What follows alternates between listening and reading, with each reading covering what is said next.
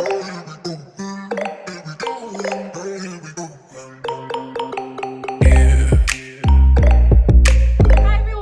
Bryanna, and happy Girlfriend's Day if you're well, it's not today's Girlfriend's Day, so I guess just like happy Girlfriend's Week. I don't know. Well, I don't know. Well, happy Girlfriend's Day from the time that I'm recording this video. I'm going to be doing some self-love rituals and some reflections together. And I know the term ritual might be scary to some people, but I assure you it's not like a very scary word. Even brushing your teeth in the morning could be considered a ritual. I'm gonna start off with a salt bath just to clear the energy, just to cleanse your body, your aura, and set your intentions before you do your bath. So I'm gonna set my intentions for my bath, for me to cleanse my aura, for me to be prepared to reflect on the different types of love, which is going to be self-love, love within friendships, family, and also our connection with the divine. Before I take a bath, I'm going to shower, then I'm going to clean the bathtub, and then we're going to start making the bath. Let me show you what I got going on for the salt bath. So I have some Florida water. I'm just gonna put like a little drizzle, some baking soda, some pink Himalayan salt or Himalayan pink salt, and I have some almond milk because last time I put milk in it just for the color, but I meant coconut milk, but all I had was almond milk, so I'm gonna use that, about a cup. And I have some cut up grapefruit and oranges for some citrus, and this is actually really good for your skin. Trust me, my skin does not feel softer than after I take these baths. Like, it's almost impossible. Never seen it happen. And then I have some crystals going on here. So I have some rose quartz, some citrine, and some, I'm pretty sure that's hematite. And then I have some food coloring just to jazz it up a little bit, and also some essential oils, orange and lavender. Oh, and some flowers, because flowers just makes the bath just super romantic and fairy-like, and it feels like you're just in this magical glowy garden, like you're in a scene from Avatar or something. It's pretty amazing. And if you don't have anything, don't even worry, just take a regular hot bath and you'll be fine. Just lighting some incense to clear the energy, and also this is a great time to set your intentions for the bath, your intentions for your rituals, and also if you have any candles, light them up, bring them in, do whatever makes you feel happy. If there's a plant that makes you feel happy, hey, bring it into the bathroom. Who's gonna tell you no? Who's gonna tell you no? Exactly.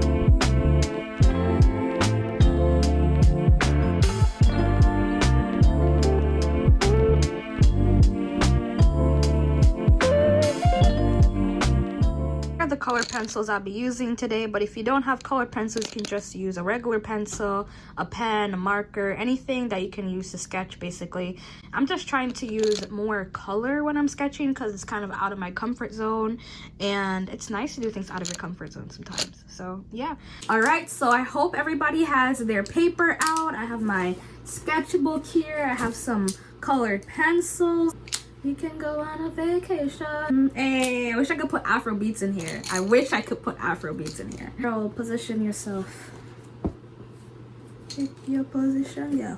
All right, so I've definitely had my fair share of turbulent relationships in my life, in romantic relationships, friendships, even like work environments. Most definitely, it has caused me over the years to really try to focus on myself. About to be 2 years after a relationship, I decided to go fully celibate and just abstinent off of all like physical relation and all like relationship based things. I said, you know what, I have to take the time to get to know myself, because obviously like there's a point in time where you have to stop and think, where could I have done better? At a certain point you really have to reflect and say like, okay, but where could I be going wrong? Why am I always accepting or attracting these types of people into my life? What is it? What's going on with that? So I definitely took a break from all things relationship for a while. I think it was about 10 months after I decided to go celibate and just abstinent from everything that I decided, you know what, I'm okay if somebody wants to take me on a date. But before then, I didn't even want anybody to buy me a sandwich. I didn't want anybody to take me out for dinner. Like, unless it was completely friendship, I would just be like, don't even try. Like, I don't even want to. I actually have a ring on my finger, and I think I'll replace it one day with just a bigger ring, because I know it's on my wedding finger or whatever. But at this point, this is such like a self-love ring that I want to upgrade it, and because I have a bigger love for myself now, that I want to get myself a bigger ring. Why should I have to wait for someone to put a ring on my finger? I want a ring on my finger and I'm going to buy it, and now I love it. And I just bought it and thought it was pretty, but the crystal on it, the moonstone, actually means a lot to me now. Stone represents femininity and fertility, which fertility goes into more than just, you know, physical fertility. Also goes into fertility like abundance, like you're putting fertility into something that you love, or fertility into like your self-love. It's basically like abundance, like anything that could grow from it is fertility in a sense. I have been heartbroken by family, friends, relationships, and the biggest thing that I've learned out of all those things is that I should be loving myself regardless of if anybody else's approval, regardless of anybody else's love. I should always be there for myself, like point blank. And sometimes you have to think, why do I feel so empty without this person? A lot of times when we meet and connect with people into our lives, they're a reflection of who you are, and their reflection of a part of you that you could work on, right? They could also be good reflections of you, but sometimes they're a reflection of things that you need to work on. Let's say you're dating someone, you're always wondering like, why is this person so insecure? Like, why they're so jealous? Like, why are they so insecure? And it could be because they're reflecting your own insecurity. And you're in constant back to back toxic relationships. You really do have to ask yourself, where am I going wrong? Because when you think about it, there's so many people that come towards us every day. There's so many people that want to connect with us, but yet we still choose these people that just break our hearts. Like, anybody could break our hearts, no matter how diligent we are on choosing people we connect on. Anybody could break our hearts. Yet when we first enter a relationship, so we're even in the talking stage, and we see that this person is literally ignoring our text, or we're having to fight and beg for their attention and love so early in the relationship, and we still stay. Like, why? Why is it that we're not choosing ourselves over somebody that is clearly not choosing us. I am a hopeless romantic, and I'm also someone that used to stay in contact with their exes. If I was single, maybe in the hopes of us getting back together again, or if I knew the relationship was just done, I just thought, you know what? We worked so hard on this relationship. I don't want to leave with anything. I almost thought like I should have some type of connection with them still, even if we can't have a relationship. I really thought in my head, you know, if I can't have them in that way, maybe I can have them in this way and it'll be all right. And no, absolutely not. Now that I've had more experience in my life, it could be just me, but I'm a firm advocate of cutting your exes off. Cutting your exes off completely, because you never know if you may have underlying feelings for them or if they may have underlying feelings for you, especially if it was some type of betrayal and you can't trust them. How do you know they're just going to be your friend and then wait for the moment where you're most vulnerable to try to get you back or to try to suit you up again? You don't need to be in those type of positions. You don't need to test your fate and put yourself in positions where you have to be strong and then cut a friend off, so now you're heartbroken from a relationship and now you have to recover from this broken friendship. It's just better and a lot cleaner if you just like clean sweep, just next, just learn the lesson and just go on next. If someone says let's be friends or whatever, we're going to be nothing at this point in my life. I'm way too like my heart, I can't be in a roller coaster ride and be completely infatuated with somebody for like the next day they want us to be completely platonic. And then the thing is with dating someone and then being friends with them is that you both have to see each other in future relationships. It's just such a gamble to know how you're going to feel or how they're going to feel to see each other in relationships and then in the future get married or stuff. I feel like you would have had to have a very strong friendship before that for that to even work. Like that's a lot. That really goes to show that when you're practicing self-love, you also have to put yourself out of situations that you know that your heart will get broken. Let's say that family member that you know is just abusive to you all the time verbally. Sometimes you might have to take yourself out of the situation and be like, you know what, I'm not going to Thanksgiving dinner this year at Auntie's because Auntie's always calling me a fat pig. Auntie's always saying that I'm never gonna do anything in my life and I'm worthless.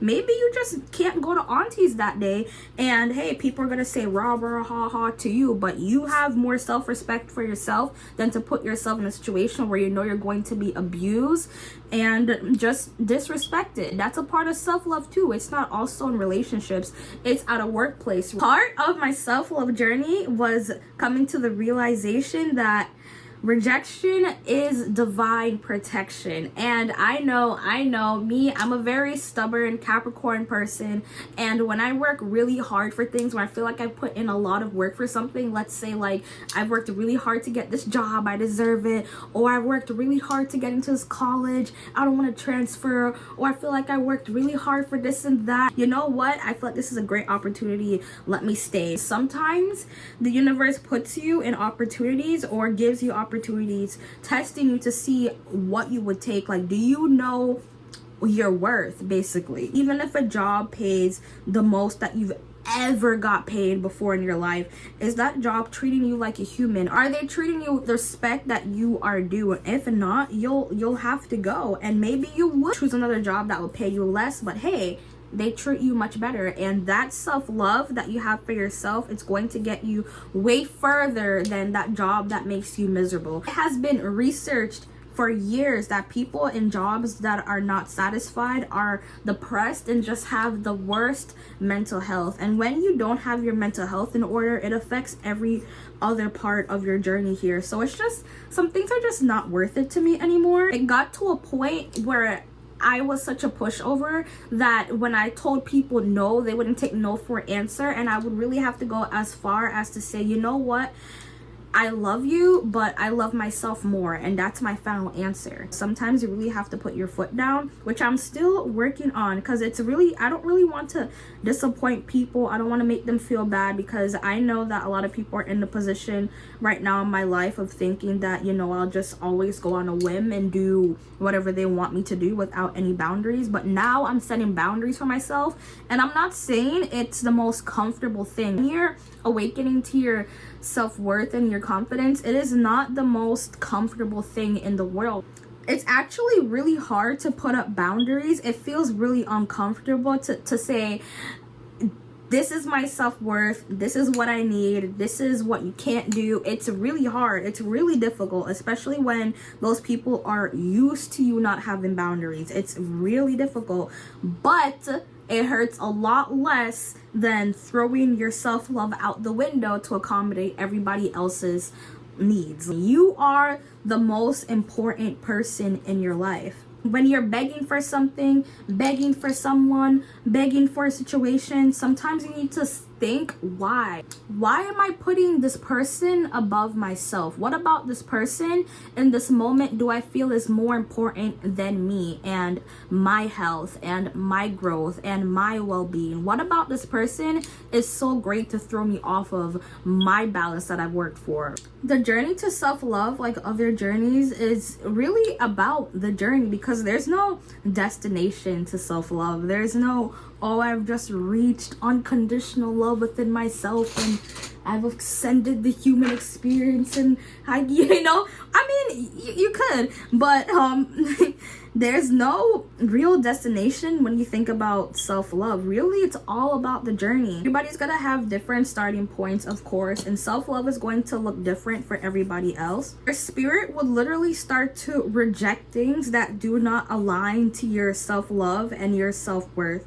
Certain things like jobs that you hate, or people that you just really don't want to be around, and situations that you just never wanted to do but did because of other people and you wanted them to love you. You'll realize that you don't even care anymore. Like, certain relationships and just certain situations and people, places, things would just seem foreign. They won't even seem real after a while. It's kind of funny. It's like you'll look back and you'll be like, I wonder why I cared so much. But you know why you cared so much, but still you're going to be like, wow, I really spent a lot of time on that and effort on that. That's crazy, because now I'm spending time on myself and around people that truly love me and want to be around me, and I can't ever imagine going back to that. Some people are honestly unable to love you the way that you need to be loved, because they don't love themselves. And because they don't love themselves, they don't know how to receive love. They don't know how to give love. I know I've been in relationships where there was not even any real give or take of love, you know, like they weren't even letting me give them love, and also they weren't giving me love. And that's because they didn't know how to accept love, and they didn't know how to give it either. And you have to really just meet people and respect them where they're at on their journey, because we're all on different journeys. At a certain point, just be like, okay, I understand this is where you're at right now, and sometimes you just have to leave people alone. Just like my hair, people are always just like, oh, how do you get your hair to grow? And my biggest thing is to just leave it alone. Some things just need to be left alone to grow, and just without disturbance, and just leave people where they're at. I've had to definitely leave some friends alone, and you know, it hurts. I'm somebody, I haven't grown up with a lot of extended family around me, so in my community and my friendships, I've kind of adopted them as my family. But at the end of the day, if they're abusing me and mistreating me and constantly putting me down and disrespecting me and embarrassing me, then at that point, they really leave me no choice. It really comes down to, hey, I love you, but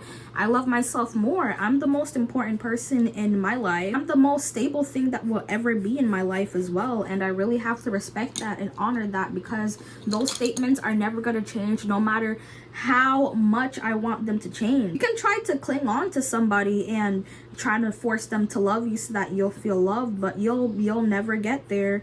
Trust me, because if that person leaves and then you're out of balance, that means that you're just never in control of your life. I also came to the realization that the way we treat ourselves today and the way we talk to ourselves, the things that we allow, that could be a reflection of things that happen in the future, situations that we're in the future, and also how we look and view ourselves. So the sooner we look at ourselves in the mirror and we say things like, you're beautiful, you're going to be so successful, not even you're going to, like, just say like you are successful. Like today you are successful, you're happy, I'm so proud of you, you've come a long way. And trust me, it's going to be a mirror for yourself in the future. Because take me for an example. I used to talk down on myself so much, and I've made it a habit that when I do those things, say, shut up, you're beautiful. I say, shut up, you're perfect. Shut up, you've come such a long way. My girl has pink and purple hair. Ooh. Also, friendship breakups are really hard, and I feel like we make it seem so easy and so casual to just cut someone out of your life that's been in your life for like 10, 15, if you're older, a little bit older, like 20 years. People make it seem like it's so easy, like if they're doing this, just cut them out of your life. But you know, Ricky or Bobby that you met 3 months ago, yeah, please grieve out your emotions, like get it out. But with friends, they're like, oh no, kick them to the curb, who cares? But it's like, I care. They were family. As I said, friends become family to me. So they're like family, as well as not talking to family anymore or distancing yourself from family. That really hurts, especially when you have a turbulent relationship with people in your life. Like let's say your grandmother or your mother. Certain relationships that people would normally have a very close relationship or bond. If you yourself, like me, has a very difficult relationship with your mother or different people in your family, people aren't going to understand. You just gotta be like, oh, just talk to them. I get it all the time, just talk to them. But when I try to talk to them, it turns into chaos, and I just feel like I'm disrespecting myself and I'm doing myself a disservice by trying to talk to somebody, anybody that doesn't want to have a conversation. They want to flip things back and always put the blame on you. They never want to apologize for everything. They're always right. You bring up a problem that you have with them, all of a sudden they have 50 problems with you. This is with friends and family alike, and it's like, nobody understands. They're like, oh, well, we'll just try to see their point of view. Well, I mean, something that you did wasn't right though. And it's like, yeah, but they're purposely bringing it up because I'm bringing something up and they don't want to apologize. So they want me to apologize for everything that microaggressions that they've created in their head that's happened for like the past 3 years now. They're like, oh, well, you should just, you've been friends for such a long time. Or they'll be like, oh, well, you only have one mother and things like that. It's really hard to practice that self-love and put up boundaries and practice your self-worth when you feel like you don't have a support system to talk to and help guide you with these things in life. It's hard, but I do have to say to follow your heart, because I assure you, your soul will start to reject people when it starts to realize after a while. Your heart's gonna realize, actually, I don't even feel comfortable being around this person, let alone kikiing or trying to do things with them or for them. After a while, you're going to reject them as if you're drinking bad vodka. Do what's best for you. Honestly, do what's best for you. You can't live your life making everybody else happy while you're miserable, because guess what? They're happy about their lives. Why can't you be happy about yours? We're all put here to do things and live our purpose, and your purpose is not to be abused in any relationship. Please accept and reject people out of your life accordingly to your happiness and your self-worth. And it doesn't have to mean that that person's a bad person, or that they've never been a good friend, or that they've never done anything good to you or ever given you good advice. But where you're at right now with that connection doesn't align aligned with who you are and who you want to be and where you're going. Not everybody could go with us, but it doesn't have to be something completely traumatic if they don't let it be. But I assure you, if you're dealing with a narcissist, they might let it be, but don't let them fool you. Stay strong in your beliefs and your self-worth. It's going to be uncomfortable to take a step back and focus on yourself, but now you finally have the space. You've finally given yourself the space and time to sit down and say, okay, why don't I like being by myself? What is it about being alone that makes me feel so chaotic within my head? And for me personally, I'll admit it, like I really hated being by myself. It was really tormenting living in my head all day, because my head just wasn't a nice place at the time. It was just not a pretty place. And also I had put all my self-love and my self-worth and my power into other people and their perspectives of me and how they viewed me, as if I'm a good friend to them or a good daughter to them or whatever the case may be. And I really didn't put as much emphasis and as much love as, hey, am I a good person for myself? Am I doing this for myself? Am I doing a good job for myself? Am I proud of myself because of me and because of my accomplishments and my goals and because of whatever I want to do in my life? And that really changed my whole perspective by focusing on myself. As somebody that thinks about other people before I do anything, it really took a lot in me to be selfish, but it really does go a long way. People may call you out when you're starting your journey and say, oh my gosh, you're not the same as you used to be, this and that, like you changed, blah blah blah. And you really need to understand that forgiving things that happen in your life is not so much about them, but it's more about you. And you don't have to confront them and say, I forgive you. You don't have to confront them and ask for an apology, though apologies are nice. Sometimes you'll just never get an apology from some people, and it is what it is. You really have to forgive them for yourself, because you owe it to yourself to be free. You owe it to yourself to take that off your back. It's too heavy and you're not meant to carry that for the rest of your life. Just let it go. And it's not going to happen in a day, probably not in a week, but take your time. Really, don't let anybody force you on when you're ready to do things. Sometimes you have to go through a period of anger. It's like the stages of grief. Sometimes you have to be angry. So just let those things process and don't fight those emotions, but know overall that you're doing these things to benefit you, and that the forgiveness is coming out of you and from love. Just pure love. They might not understand it, they may be angry at you, whatever the case may be, but I'm sure deep down in their soul there's a part of them that respects it. And you might never know it, you might not get it from them, but trust me, you have made that situation in balance, and the universe loves balance. So this is the drawing that I did, all finished, and I'm really proud of myself because I don't usually paint or draw in skin color at all. I'll usually just do black and white or have someone's skin like blue or purple or something. So I'm really proud of myself. And yeah, shout out to the artist that gave me inspiration to draw this. This is what really helped me start to get in the process of embodying these things, embodying what a good friend was and what a good partner was, and what it means to be family to yourself, and what it means to love yourself in order to attract and have better wisdom of who could come into my life and who I'm connecting with. So I really hope that that serves you well. And for our last one, for our last ritual, we're going to be writing a love letter to ourselves. Super corny, but here on this channel, I love all the corn, okay? It's a big field of corn. And I even have like an envelope, right? It's an envelope. And I'm going to write myself a love letter to myself, because why not? Also, I would encourage you to write the date on it. In a year from now, you can open it and see how much you've grown in self-love. I love reading my point of view from my past self and being like, yes, like I did that, like I made myself proud. Thank you so much for watching. Don't forget to add me up on social media, but before you do that, subscribe, join the fam, my little fam. Let's have a fam. And I'm like, whoa, let's have a baby. Oh my gosh, relax.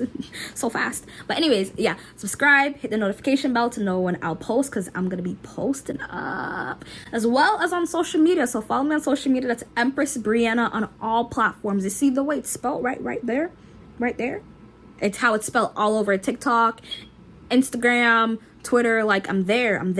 But Snapchat, it's Bryanna Banana 2, because somebody took Bryanna Banana and Bryanna Banana 1. So I'm Bryanna Banana 2. Don't judge me. Made it in high school. Snapchat really needs to fix that, okay? There's people who have embarrassing usernames and they really want to change it. And Snapchat, some people, like Kylie Jenner's name is still Kyla Nizzle or something like that. I'm like, oh my gosh, it's so embarrassing.